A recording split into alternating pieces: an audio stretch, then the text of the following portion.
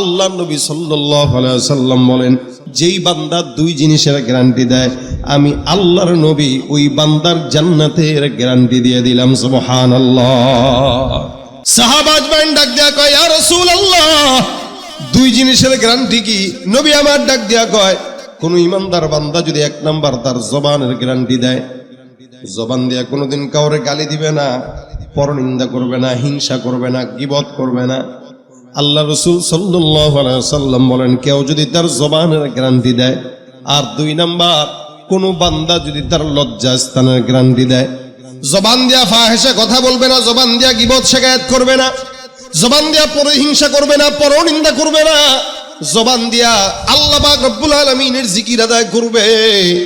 আল্লাহ নবী সাল্লাল্লাহু আলাইহি ওয়াসাল্লাম বলেন, ওই বান্দা যদি তার জবানের হেফাজতের গ্যারান্টি দেয় আর তার লজ্জাস্থানের গ্যারান্টি দেয়, তার লজ্জাস্থান দিয়া কোনোদিন হারাম জায়গায় তার লজ্জাস্থান ব্যবহার করবে না, এই দুইটা জিনিসের গ্যারান্টি যদি কোনো ইমানদার বান্দা দেয়, আমি নবী বললাম, আমি আল্লাহর নবী তাকে আল্লাহর জান্নাতের গ্যারান্টি দিয়ে দিলাম। জোরে বলেন সুবহানাল্লাহ ওয়া বিহামদি। রাসূলের কথা মিথ্যা না সত্য? কি বলেন, সত্য না মিথ্যা? নবী বলেছেন দুই জিনিসের গ্যারান্টি দিবা, এক তোমার এই দুই চোয়ালের মাঝে যেটা থাকে ওইটা, আর দুই রানের মাঝে থাকে যেটা ওইটা, জিহ্বা আর লজ্জাস্থান, এই দুইটা জিনিসের গ্যারান্টি আপনি দিবেন, আল্লাহ আপনার জান্নাতের গ্যারান্টি দিয়ে দিবেন, রাসূল আপনার জান্নাতের গ্যারান্টি দিয়ে দিবেন। এই জন্য নবী ডাক দিয়া কয়, তুমি তোমার জবানের গ্যারান্টি দাও, কারণ জবানটা অনেক দামি জিনিস। জবান দিয়া মানুষ প্রতিহিংসা করে, পরনিন্দা করে, গীবত করে, শিকায়াত করে। যার জবানের হেফাজত নাই, ওই বান্দার জান্নাতের হেফাজত থাকে না। যার জবানের হেফাজত নাই, ওই বান্দার সম্মানের হেফাজত নাই। যার জবানের হেফাজত নাই, তার ক্ষমতার হেফাজত নাই। আমাদের দেশে আমাদের চোখের সামনে সবচাইতে বড় আলামত আমরা দেখেছি, একটা জবান দিয়া কথা বলে ফেলছে, গোটা দুনিয়ার বান্দাকে, দুটা বাংলাদেশের মানুষকে একটা শব্দ বলছে, খালি রাজাকার। একটা শব্দ বলার কারণে ক্ষমতার হেফাজত চলে গেছে। কথা বলেন ঠিক কিনা? কি দরকার ছিল রাজাকার বলা, আর কি দরকার ছিল ক্ষমতা হারানো? পরবর্তীতে আবার জবান দিয়ে একটা বয়ান দিয়ে দিছে, 32 ভেঙে গেছে। কথা কয় না এরা? আমি জবানের গ্যারান্টি যদি না থাকে, ক্ষমতারও গ্যারান্টি থাকে না, সম্মানেরও গ্যারান্টি থাকে না, এটা বোঝানোর জন্য কথাটা বললাম আমাদের চোখের সামনে। এই জন্য রাসূল সাল্লাল্লাহু আলাইহি ওয়াসাল্লাম বললেন, এক সাহাবী আল্লাহর নবীর কাছে ডাক দেয়া কয়, ইয়া রাসূলুল্লাহ, আমি যদি নাজাত পেতে চাই, পয়গম্বর নাজাতের একটা আমল দিয়া দেন। নবী আমার ডাক দিয়া বলেন, সাহাবা বাইনের দল, জবানের যদি হেফাজত করো, মনে রাখবা রাসূল সাল্লাল্লাহু আলাইহি ওয়াসাল্লাম এক এক বান্দাকে এক একটা জিনিসের আমল দিতেন। নবী এক এক সাহাবীকে তার হালাত অনুযায়ী এক একটা আমল এক এক সাহাবীকে দান করতেন।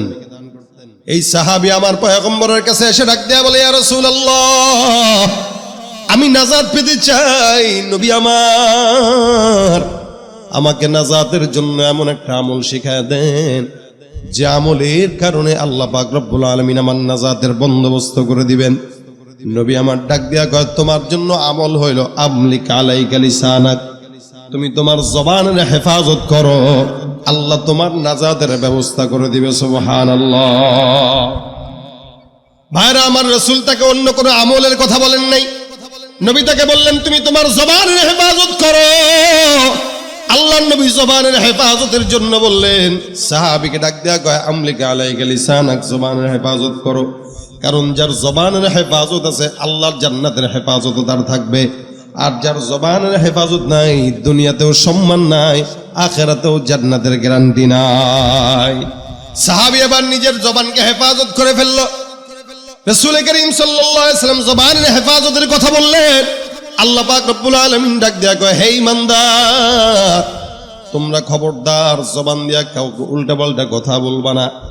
মানুষ আগে ধারণা করে মানুষের ব্যাপারে, তারপরে জবান দিয়া উলট পালট কথা বলে। এই জন্য আল্লাহ পাক বলেন, ইয়া আইয়ুহাল্লাযীনা আমানু ইজতানিবু কাসীরাম মিনাজ-জন, এই ইমানদারের দল, তোমরা ধারণা থেকে বাঁচো।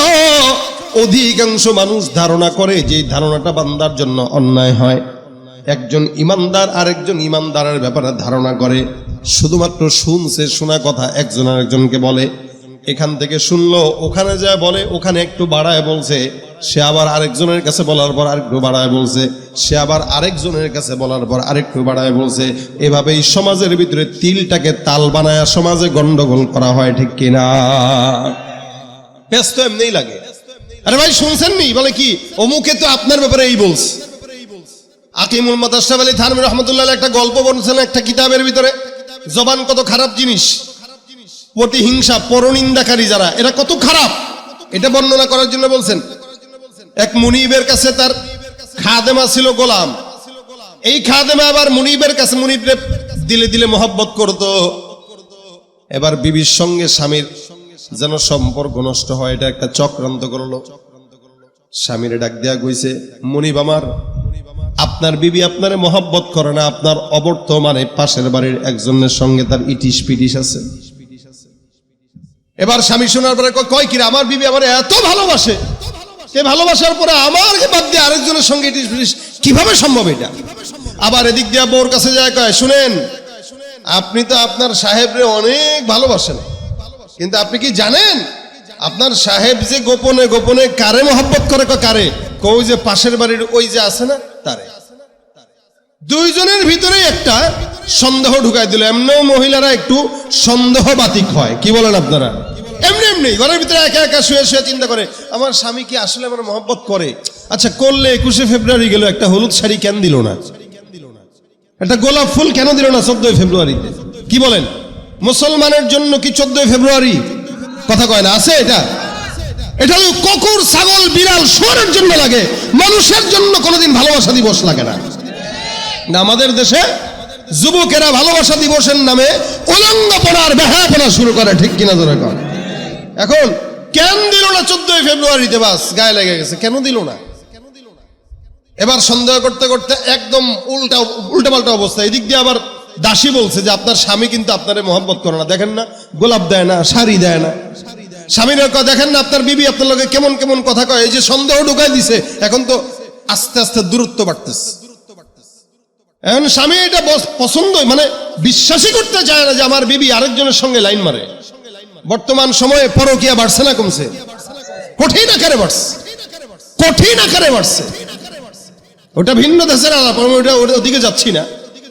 এই করতে করতে একদিন হঠাৎ করে এই দাসী তার মুনিবকে বলতেছে, আমার সাহেব শুনেন। বলে কি? আপনার সাথে আজকে আমার গোপন একটা গুরুত্বপূর্ণ কথা আছে। বলে বলো। আজকে রাত্রে তো দুইজন ঘুমাবেন, আপনার বিবি আপনার গলায় আজকে ছুরি চালানোর জন্য পায়তারা করতেছে। বলে কেমনে জানছো?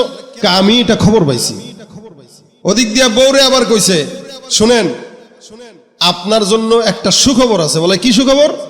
আমার কাছে একটা কবিরাজ আছে, কবিরাজ বলছে আপনার স্বামীর এই দাড়ির এখানের একটা দাড়ি যদি আপনি কেচি দিয়ে এক গুচ্ছ দাড়ি কাইটা দিতে পারেন, এমন কবিরাজগিরি করায় দেখাবো, আপনার স্বামী আপনার পিছনে খালি ছুটবে আর ঘুরবে।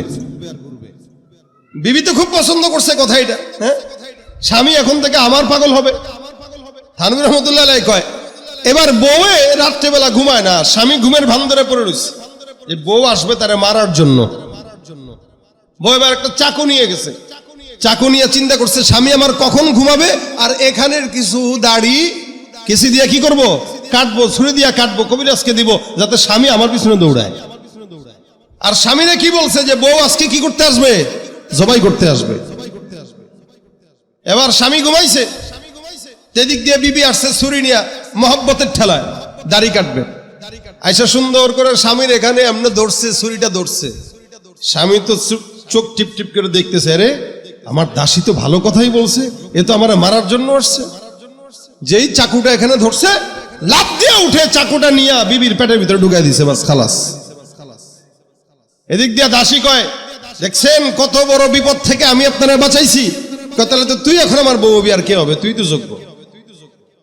থানভী রহমতুল্লাহ আলাইহি বলেন, পরনিন্দা এত মারাত্মক যে একটা সুন্দর সংসার ভেঙে তছনছ, স্ত্রীকে মার্ডার করে দিল।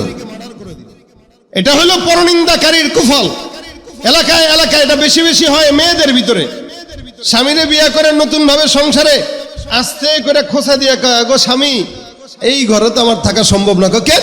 আপনার মা যা করে, কি করছে, এই এই এই ভাইয়ের বউ যা করছে, কি করছে, এই যত প্যাঁচ লাগাইন না, যদি বিবি যদি খারাপ হয়, ঘরের ভিতরে প্যাঁচ এটা এমন গিট্টু লাগে, দিন যত যায় গিট্টুর সংখ্যা বাড়ে, কমার কোনো সুযোগ নাই। ঠিক কিনা বলেন? এই জন্য আল্লাহ বলেন ওয়াইলুল লিকুল্লি হুমাযাতিল লুমাযা। নবী আমার ডাক দেয়া কয় আমলিক আলাইকা লিসানাক, জবানের হেফাজত করো, জান্নাতের গ্যারান্টি আমি পয়গম্বর দিব। আল্লাহর নবী জান্নাতের গ্যারান্টি দেওয়ার আদেশ দেয়। হযরত আবু বকর সিদ্দিক রাদিয়াল্লাহু তাআলা আনহুর নাম শুনছেন তো আপনারা, অনেক বড় একজন সাহাবী, ইসলামের প্রথম খলিফা। আবু বকর সিদ্দিক রাদিয়াল্লাহু তাআলা আনহু একবার রাস্তা দিয়া বের হয়ে উনি ওনার জিহ্বাটা ধরছেন।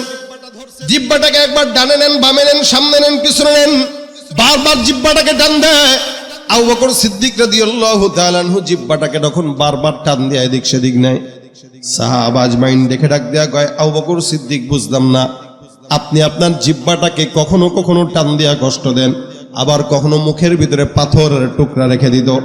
জিহ্বার ভিতরে পাথরের টুকরা লাগায় জিহ্বা বন্ধ করে রাখতো, কেউ কথা বললে বলতো ওই মানে দেখাইতো আর কি, জিহ্বা ভিতরে কি আছে, পাথর আছে। সাহাবা আজমাইন ডাক দিয়া বলেন আবু বকর কাহিনী বুঝলাম না, জিহ্বার ভিতরে পাথর নিয়া আপনি বারবার এরকম মুখটা বন্ধ করে রাখেন, আবার জিহ্বাকে বারবার টান দেন, কি কারণ? আবু বকর সিদ্দিক ডাক দিয়া কয় মনে রাখবা আমি আমার জিহ্বাটাকে মাঝে মাঝে শাসন করি। কেন? এই পৃথিবীতে যত মুসলমান, যত মানুষকে আমি বিপদের মধ্যে পড়তে দেখলাম, প্রত্যেকটা মানুষ তার জবানের কারণেই বিপদে পড়েছে, জিহ্বার কারণেই সম্মান আর ক্ষমতা নষ্ট হয়েছে। এই জন্য আমি আমার জিহ্বাকে হেফাজত করার জন্য ডানে টান দেই, বামে টান দেই। এ মুসলমান নবীর উম্মত, এই কারণে আল্লাহ পাক রব্বুল আলামিন বলেন ইয়া আইয়ুহাল্লাযীনা আমানু জিতানিবু কাসীরাম মিনাজ-যন ইন্না বা'দাজ-যন্নি ইসমুন ওয়া লা তাজাসসাসু ওয়া লা ইয়াগতাব বা'দুকুম বা'দা। এ মুসলমান, ধারণা থেকে বাঁচো, জীবত থেকে বাঁচো, একজন আরেকজনের গীবত করবা না। আইয়ুহিব্বু আহাদুকুম আইয়াকুলা লাহমা আখিহি মাইতান ফাকারিহতুমু। কেউ কি পছন্দ করে যে সে তার মরা ভাইয়ের গোশত খাবে? এটা কি কেউ পছন্দ করে? আল্লাহ বলেন না না, ফাকারিহতুমু, তোমরা এটা পছন্দ করো না। যেহেতু তোমরা পছন্দ করো না, কেউ কারো গীবত করো না, কেউ কারো শিকায়াত করো না, না জেনে কারো ব্যাপারে মন্তব্য করো না। আমাকে আপনি চিনেন না, আমাকে আমার আল্লাহ চিনে, আর আমি নিজে চিনি। আপনাকেও আপনি চিনেন, আপনার আল্লাহ চিনে। আল্লাহ পাক রব্বুল আলামিন প্রত্যেকটা বান্দার হিসাবের খবর রাখে, আমলনামা রাখে। এ মুসলমান নবীর উম্মত, আমরা না জেনে আরেকজনের ব্যাপারে খারাপ খারাপ মন্তব্য করি জবান দিয়া। জবানের হেফাজত নাই, কথাবার্তার গ্যারান্টি নাই, যার কারণে সমাজের ভিতরে অধিকাংশ মানুষ বিপদের মধ্যে পড়ে জবানের গ্যারান্টি না থাকার কারণে। আমার আল্লাহ পাক রব্বুল আলামিন বলেন আইয়ুহিব্বু আহাদুকুম আইয়াকুলা লাহমা আখিহি মাইতান ফাকারিহতুমু। আল্লাহ রাসূল হাদিসে ডাক দেয়া কয় অসংখ্য গুনাহ, তবে গীবতের গুনাহটা কেমন গুনাহ? নবী বলেন আল গীবাতু আশাদ্দু মিনাজ জিনা। গীবতটা জিনার চাইতেও মারাত্মক। একটা বান্দা যখন জিনা করে, সে নাফসান গুনাহ করে, ব্যক্তিগত গুনাহ করে, একা একা গুনাহ করে। একা একা গুনাহ যদি কেউ আল্লাহর কাছে মাফ চায়, আমার আল্লাহ ক্ষমা করে দেয়। একা একা গুনাহ করে গেছেন, টেনশনের কারণ নাই। রমজান সামনে, আল্লাহ পাক রহমতের মাস, নাজাতের মাস, মাগফিরাতের মাস, আমলের মাস, এই সমস্ত মাস দিছে শাহরু রমাদান। এই রমজানে কোনো বান্দা যদি তার ব্যক্তিগত সমস্ত গুনাহ থেকে আল্লাহর কাছে মাফ চায়, আমার আল্লাহ পাক রব্বুল আলামিন বান্দার সব গুনাহগুলোকে ক্ষমা করে দিবেন। সুবহানাল্লাহ। রহমতে দেয় ভরে দেয়, মাগফিরাতের দ্বার খোলা, পাপী যত হও গনত, আছো যত পথ ভোলা। রহমতে দেয় ভরে দেয়, মাগফিরাতের দ্বার খোলা, পাপী যত হও গনত, আছো যত পথ ভোলা।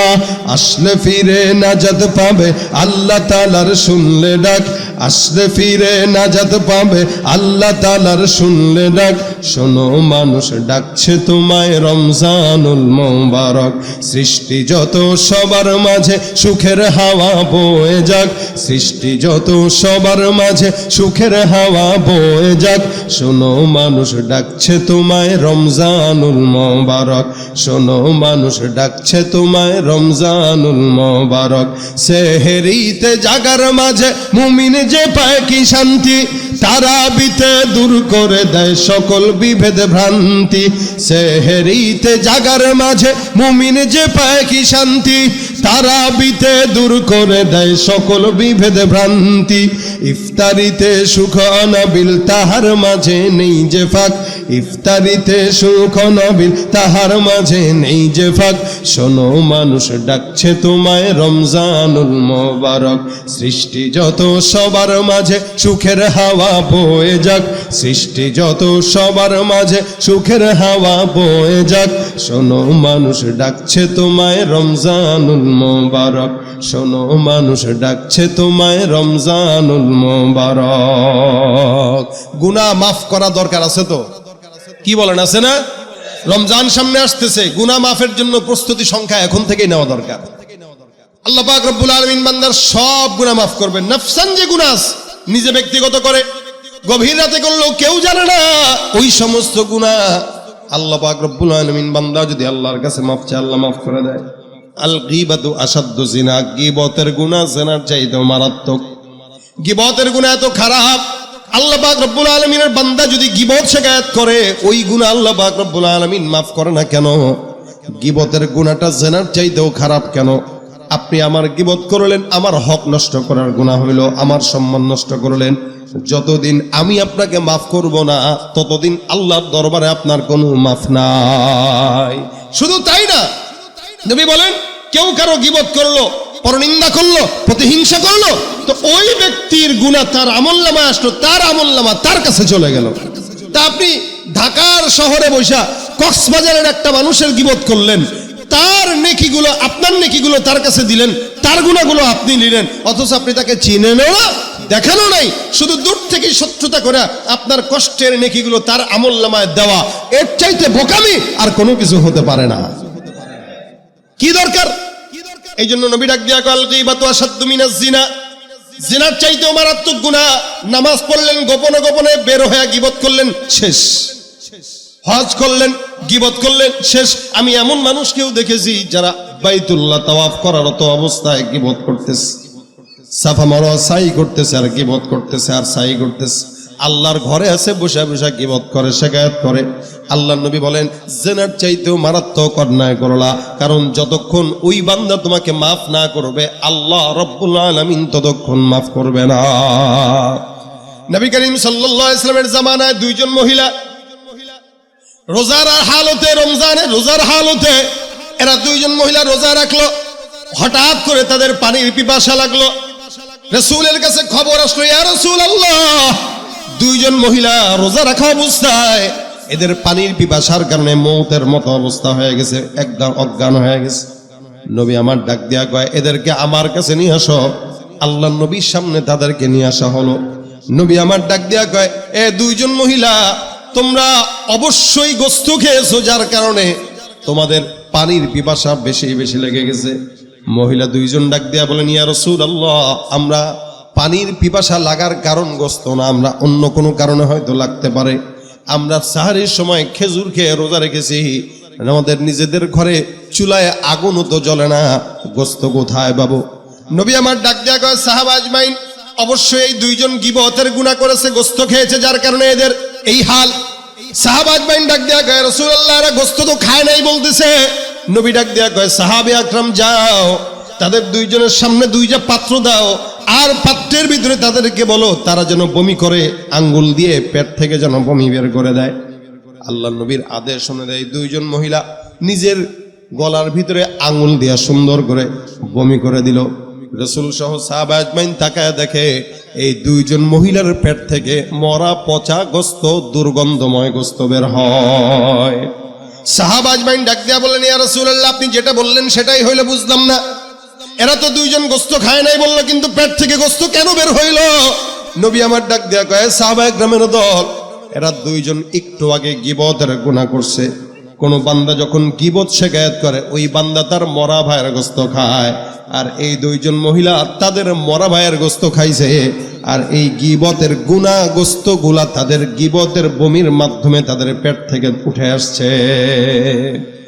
মহিলাদের দুজনকে ডাক দিয়ে রাসূল বলতেছেন, শুনো, গীবতের গুনাহ এটাই যে বান্দা গীবত করবে, আর নিজের মরা ভাইয়ের গোশত খাওয়ার গুনাহ করবে।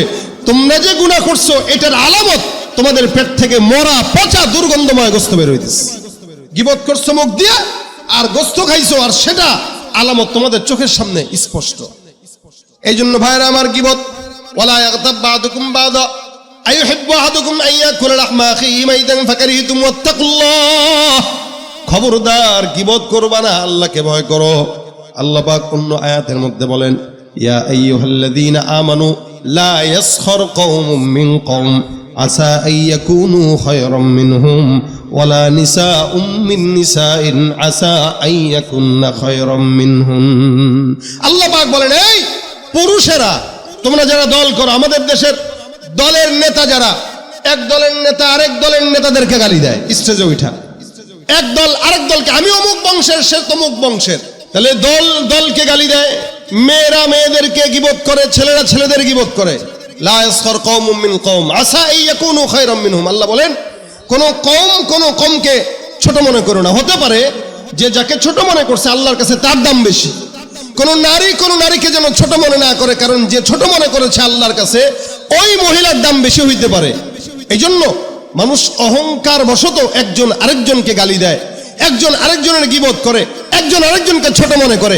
হাসান বসরি রহমতুল্লাহ আলাইহি একটা কথা বলেন, কি আমরা যে অহংকার করি, গীবত করি, শিকায়াত করি, অথচ আমরা আমাদের পরিচয়টুকু জানি না। যদি জানতাম, আমরা অহংকার বশত কেউ কাউকে গালি দিতে পারতাম না। হাসান বসরি রহমতুল্লাহ আলাইহি বলেন, তোমার পরিচয় কি তুমি জানো? আউয়ালুকা নুতফাতুন মাযিরা ওয়া আখিরুকা জিফাতুন কাযরা ওয়া বাইনা যালিকা তাহমিলুল আযরা। তোমার শুরু নাপাক দিয়ে, তোমার শেষ নাপাক দিয়ে, আর তোমার এই জীবনের শুরু থেকে শেষ পর্যন্ত হায়াতে যেটা নিয়ে তুমি ঘুরো, পেটের ভিতরে নাপাক পায়খানা প্রস্রাব নিয়ে ঘুরো, এটা হলো তোমার পরিচয়। এর চেয়ে বড় কোনো পরিচয় তোমার নাই। তুমি বলতে পারো আমি অমুক দলের সভাপতি, আমি অমুক দলের সেক্রেটারি। এই সমস্ত সভাপতি আর সেক্রেটারি দিয়া আল্লাহর দরবারে চালানোর কোনো দাম হতে পারে না। এই জন্য অহংকার নয়, কেউ কাউকে ছোট মনে করা নয়। যে নিজেকে ছোট মনে করে, মান তাওয়াদা লিল্লাহি রাফাহুল্লাহ। কেউ যদি আল্লাহর জন্য নিজেকে নিচু বানায়, বিনর্জন করে, তো আল্লাহ পাক তার সম্মান বাড়ায় দেয়। এই জন্য কেউ কাউকে পরনিন্দা, গীবত, শিকায়াত এগুলো করব না। এটা তিন প্রকার। এক নম্বর গীবত। বলেন এক নম্বর কি? গীবত। গীবত মানে কারো ভিতরে কোনো দোষ আছে, ওইটার চর্চা আপনি তার অগোচরে করলেন, এটা গীবত। নামিমা পরনিন্দা, ইফক, আরেকটা হইল অপবাদ। মানে ইফক মানে রটানো, মিথ্যা রটানো, যেটা আম্মাজান আয়েশার সাথে উঠছে। অর্থাৎ একটা জিনিস ঘটেই নাই, ওইটাকে সমাজে রটায় দেওয়া। আরেকটা হইল বুহতান, অপবাদ, মানে আমি যেটা করি নাই ওইটা আমার উপরে চাপায় দিছেন আপনি। এগুলো সব গীবত। গীবতের আরো কিছু তাফসীর মুফাসসিরিন ইকরাম করেন, গীবতের অঙ্গ প্রত্যঙ্গ দিয়েও গীবত হয়, যেমন চোখ দিয়েও হয়। কোন একটা মোটা মানুষ হেঁটে যাচ্ছে, আপনি চক্ষু দিয়ে একজনে দেখাইলেন, মানে মোটা, চোখ দিয়ে দেখাই দিছে, এটা হলো চোখের গীবত। যেমন চোখের জিনা আছে, রাসূল বলেন কি আল আইনান জিনাহুমা আন নাযার। চোখের জিনা হলো দেখা, কানের জিনা হলো শোনা। এরকম প্রত্যেকটা অঙ্গ প্রত্যঙ্গের গুনাহ আছে। সেই ক্ষেত্রে চোখেরও গীবতের ব্যাপার আছে। এই জন্য কোনো দিক থেকে কোনো অঙ্গ প্রত্যঙ্গ দিয়ে যেন আমাদের গীবত, পরনিন্দা, প্রতিহিংসা এগুলো না হয়। আমি তো অনেক জায়গায় বলি, যদি গীবত করতে হয় নিজের মা বাবার গীবত করবেন, এতে আপনার মা বাবার ফায়দা আছে। কি? আপনি আপনার মায়ের গীবত করার কারণে, বাবার গীবত করার কারণে আপনার নেকিগুলো মা বাবার কাছে গেল, অন্তত আপনার মা বাবা আপনার নেকি পেয়ে জান্নাতে গেল, তো অন্তত আপনি আপনার মা বাবাকে জান্নাতে তো পাঠাইতে পারলেন। কিন্তু আপনি যদি আরেক ভাইয়ের গীবত করেন, যাকে চেনেনই না, জানেনও না, অযথা গীবত করে তাকে জান্নাতে পাঠানোর চাইতে নিজের মা বাবাকে জান্নাতে পাঠানো দরকার। কিন্তু আমরা তো আমাদের সমাজে মা বাবার গীবত করি না, করি কার? ওই পাশের ভাইয়ের। এই জন্য খবরদার, আল্লাহ পাক বলেন কেউ কাউকে লকব দিয়েও যেন না ডাকে। বন্ধু বান্ধবরা অনেক সময় একজন একজনের ভিন্ন নামে ডাক দেয়। নাম আব্দুর রহমান, নাম ডাকে হইলো বল্টু বইলা, ভিন্ন নামে ডাক দেয়। ছাত্ররা বেশি করে এগুলা, নাম বিকৃত করে। ওয়ালা তানাবাজু আনফুসাকুম ওয়ালা তালমিজু আনফুসাকুম ওয়ালা তানাবাজু বিল আলকাব। কোন লকব দিয়ে কেউ যেন কাউকে না ডাকে। নাম একটা, ডাকে আরেকটা। এগুলো সব নিষেধ। আল্লাহ পাক এই টাইপের মানুষ, এই যা আলোচনা হইলো, এই টাইপের মানুষদের জন্য আল্লাহ বলছেন ওয়াইলুল লিকুল্লি হুমাযাতিল লুমাযা। এগুলো সবগুলোর ধ্বংস। এই কারণে আজকে থেকে, এবং রমজানে আমরা যে রোজা রাখবো, রমজান সামনে, রোজা রাখা অবস্থায় আমাদের 10-15 জনের সঙ্গে হয়তো একসাথে আড্ডা হয়। আমাদের আকাবির আসলাফরা রমজানে ঘরে নামাজ, কি বলে, ঘরে থাকতেন, খালি নামাজের সময় বের হইতেন, আর সারা দিন ঘরে থাকতেন। কেন? বলে বাইরে গেলেই ফিতনা। আপনারা কি মনে করেন বাইরে বের হইলে নারীরা আমাদের চোখের সামনে পড়ে না? রমজানে রোজা রাখলেন, না খেয়ে থাকলেন, সারাদিন গুরগুর গুরগুর করলেন, চতুর্দিকে নারী দেখলেন। আমাদের দেশে তো 10 রমজান পর্যন্ত মানুষ আমল করে, 10 রমজানের পরে মার্কেটের আমল করে। কি বলা হয় আপনাদের? 10 দিন পর্যন্ত ঠিক থাকে, 10 দিনের পরে এবার সব আমল মার্কেটে চলে যায়, আর সব নারী মার্কেটে যায়, ঘরে আর কেউ থাকে না। সুতরাং রমজানে আপনার জবানকে হেফাজত করা, এটা আপনার দায়িত্ব, আমার দায়িত্ব। রোজা রাখার অবস্থায় যত বন্ধু বান্ধবের সঙ্গে আড্ডা কম মারা যায়, এটা আমাদের জন্য কর্তব্য, যাতে করে আড্ডার ফাঁকে যেন অন্তত জবানের গুনাহ থেকে আল্লাহ আমাদেরকে বাঁচায়। কারণ মানুষের জবানের উল্টাপাল্টা হওয়ার কারণে সে জাহান্নামে যায়। এই জন্য নিয়ত করবো রমজানে রোজা রাখা অবস্থায় কেউ কারো গীবত শিকায়েত করবো না। রাজি আছি? কথা কয় না? রাজি আছি? কারা কারা রাজি? হাত তোলেন। নারে তাকবীর।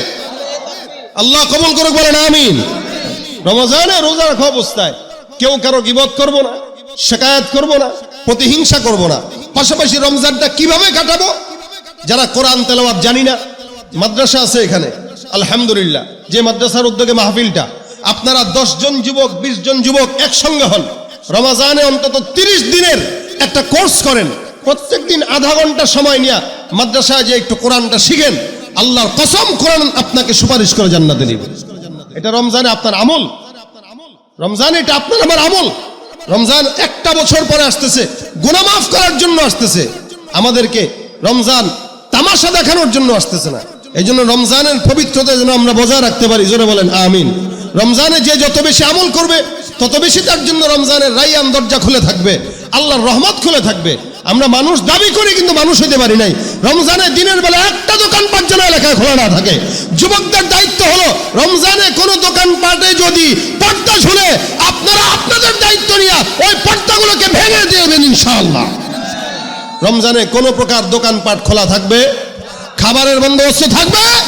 আমাদের দেশে 32-35 বছরের মুরব্বীরা, যুবকেরা 45 বছরের বুড়া দামনা পর্যন্ত রোজা রাখে না, ওই পর্দার আড়ালে ভিতরে যে সিগারেট আর ইয়াবা টানে। কথা কয় না? হাজিব হাল, সারা বছর খায়, রমজানেও খাওয়া লাগে। মুসলমান দাবি করে, মুসলমান না বেঈমান? কি করে মুসলমান না বেঈমান? যে রমজানে রোজা রাখে না, নামাজ পড়ে না, ও মুসলমান না বেঈমান?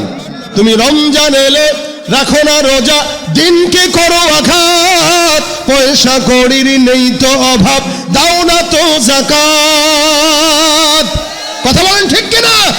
তুমি রমজান এলে রাখো না রোজা, দিনকে করো আঘাত, পয়সা কড়ির নেই তো অভাব, দাও না তো যাকাত। তুমি ইমানদারির বড়াই করো, নেই তোমার ইমান, তুমি ইমানদারির বড়াই করো, নেই তোমার ইমান। তুমি কেমন মুসলমান, তুমি কেমন মুসলমান? নামাজের সাথে নাই পরিচয়, মানো না কোরআন, নামাজের সাথে নাই পরিচয়, মানো না কোরআন। তুমি কেমন মুসলমান, তুমি কেমন মুসলমান? তুমি নবীর উম্মত দাবি করো, সুন্নাহ মানো না, নবীর অপমানে তোমার হৃদয় কাঁদে না, ঠিক কিনা? নবীর উম্মত দাবি করো, সুন্নাহ মানো না, নবীর অপমানে তোমার হৃদয় কাঁদে না। তুমি বিজাতীয় সংস্কৃতিতে সপেছ পরাণ, তুমি বিজাতীয় সংস্কৃতিতে সপেছ পরাণ। তুমি কেমন মুসলমান, তুমি কেমন মুসলমান? নামাজের সাথে নাই পরিচয়, মানো না কোরআন। তুমি কেমন মুসলমান, তুমি কেমন মুসলমান? তুমি সুদের টাকায় প্রাসাদ গড়ো, ঘুষ ছাড়ো না, দিন দুঃখী না খেয়ে মরে খবর রাখো না। তুমি ঘুষ খেয়ে অবিচার করো সাজিয়া প্রধান তুমি, ঘুষ খেয়ে অবিচার করো সাজিয়া প্রধান তুমি, কেমন মুসলমান তুমি কেমন মুসলমান? নামাজের সাথে নাই পরিচয় মানো না কোরআন, নামাজের সাথে নাই পরিচয় মানো না কোরআন, তুমি কেমন মুসলমান তুমি কেমন মুসলমান? ঠিক কিনা? মুসলমান কি মুখে হব না অন্তরে হব? আল্লাহ খাঁটি মুসলমান বানায় দেখ। জবান দিয়া কারো গিবত শিকায়াত করব না ইনশাআল্লাহ।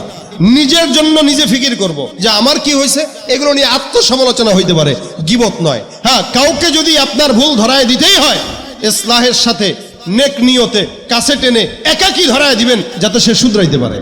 ফাসলিহু বাইনা আখাওয়াইকুম ওয়াত্তাকুল্লাহ। ইমানদার ইমানদারকে ইসলাহের নিয়তে শোনায় দিবে, শিখায় দিবে। আল্লাহ আমাদেরকে ইসলাহের নিয়তে গিবত শিকায়ত থেকে হেফাজত করার তৌফিক দান করুন, বলেন আমিন।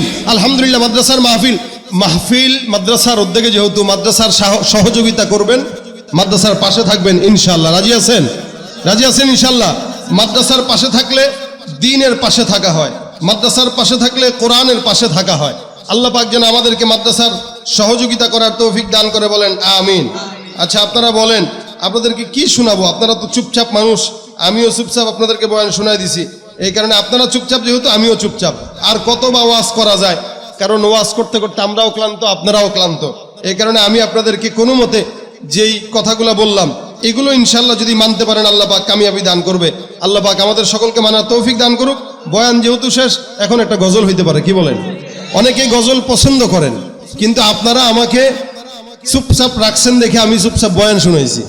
কারণ আমরা এখন গলা বাঁচায় কথা বলা হয় না, আর ওয়াজ করতে কত মন চায়। আসতে যায় কত ওয়াজ দেখলাম, আপনাদের এলাকায় ওয়াজ হচ্ছে, এত ওয়াজ কামিয়াব কোথায়? আল্লাহ পাক যেন মানার তৌফিক দান করে।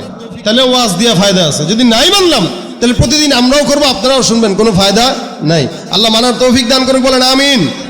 আল্লাহ পাক আমাদেরকে আল্লাহর দ্বীনের পথে চলার তৌফিক দান করে, বলেন আমিন।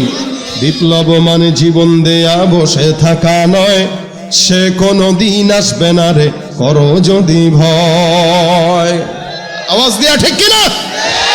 আসবে বিজয় রক্ত আর জীবনের বিনিময়, আসবে বিজয় রক্ত আর জীবনের বিনিময়। বিপ্লব মানে জীবন দেয়া বসে থাকা নয়, সে কোনো দিন আসবে না রে করো যদি ভয়। লড়াইয়ের ওই ময়দানেতে যেতে তোমাকে হবে, প্রয়োজনে সব রক্তটুকু জমিনেই ঢেলে দেবে। লড়াইয়ের ওই ময়দানেতে যেতে তোমাকে হবে, প্রয়োজনে সব রক্তটুকু জমিনেই ঢেলে দেবে। তবুও তোমায় লড়তেই হবে, মানিবে না পরাজয়। তবুও তোমায় লড়তেই হবে, মানিবে না পরাজয়। বিপ্লব মানে জীবন দেয়া বসে থাকা নয়, সে কোনো দিন আসবে না রে করো যদি ভয়। বিপ্লব মানে জীবন দেয়া বসে থাকা নয়, সে কোনো দিন আসবে না রে করো যদি ভয়। শাসনের নামে কেউ বা পিছছে মেহনতি জনতারে, ইমানের উপর আঘাত ওরা হানিছে বারে বারে। শাসনের নামে কেউ বা পিছছে মেহনতি জনতারে, ইমানের উপর আঘাত ওরা হানিছে বারে বারে। প্রতারণার ওই ফাঁদে পড়ে মোরা জীবন করেছি ক্ষয়, প্রতারণার ওই ফাঁদে পড়ে মোরা জীবন করেছি ক্ষয়। বিপ্লব মানে জীবন দেয়া বসে থাকা নয়, সে কোনো দিন আসবে না রে করো যদি ভয়। বিপ্লব মানে জীবন দেয়া বসে থাকা নয়, সে কোনো দিন আসবে না রে করো যদি ভয়। করবো কাকে ভয়? জবানটা খুলে কাকে? আরেকটা হবে, আপনারা আমার সাথে চুপ থাকবেন না গাবেন? যারা অনেকে গজল পছন্দ করে আমাদেরকে ফোন দিয়ে বলে, হুজুর গজল গাইতে চাই, পারি না, লিরিক না থাকার কারণে। তাদের জন্য গজলের বইও আছে, আমার এক পাগলায় নিয়ে আসছে বাংলা বাজার থেকে। আপনারা যদি নিতে চান তাহলে তার থেকে নিতে পারবেন, আলহামদুলিল্লাহ, টেনশন নাই। আপনাদের সাথে করে নিয়ে একটা গজল গাইতে চাই, গাবেন? বিশ্ব নবীর অপমানে যদি না কাঁদে তোমার মন, মুসলিম নয় মুনাফিক তুমি নবীজির দুশমন। ঠিক কিনা? নবীর প্রেমে জীবন দেবে কে আছে নওজোয়ান, তকবীর তুলে সিংহ শাবক হও তুমি আগুয়ান। রাজি আছে কারা কারা? হাত তুলে দেখা যায়। তোমার বুকে ইমানের বল, জবানে আল কোরআন, ভয়ে কাঁপে কাপুরুষ সব আর নরাধম শয়তান। জীবনের চেয়ে বুকে আছে বেশি নবীজির সম্মান, কেমনে তুমি থাকবে বসে হলে তার অপমান। তুমি সাচ্চা মুসলমান, নবীর প্রেমে জাগরত তুমি নির্ভীক পালোয়ান। তুমি সাচ্চা মুসলমান, ইমান তোমার ধন, নবীর প্রেমে। দেখছেন নি? সুবহানাল্লাহ কয় না? আপনাদের আওয়াজ হোক বা না হোক, এরা কিন্তু একাই 100। আওয়াজ দিয়ে একসাথে নবীর প্রেমে, সাচ্চা মুসলমান,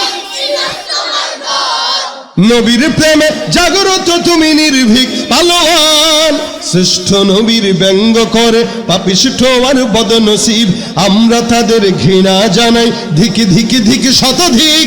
জাতিসংঘের কাজ কি তবে দর্শক হয়ে থাকবে চুপ? সাম্প্রদায়িক সম্প্রীতি যাচ্ছে ভেঙে পাচ্ছে লোক। আজকে যারা কুলাঙ্গারের পক্ষপাতী করছো সব, তোমরা কেউ ছাড় পাবে না, শক্ত ধরা পড়বে ঠিক। বয়কট হবে, ধিক্কৃত হবে বিশ্ব জুড়ে, নিন্দা কুড়াবে জাগলে মুসলমান, জাগলে মুসলমান। তুমি সাচ্চা মুসলমান, নবীর প্রেমে জাগরত তুমি নির্ভীক পালোয়ান। তুমি সাচ্চা মুসলমান, নবীর প্রেমে জাগরত তুমি নির্ভীক পালোয়ান। সাচ্চা মুসলমান, ইমান তোমার ধন, নবীর প্রেমে। লিল্লাহে তাকবীর। আল্লাহ পাক আজকের এই মজমাকে ভরপুর কামিয়াবি দান করুক। নামাজের পর আবার বসে যাবেন ইনশাআল্লাহ।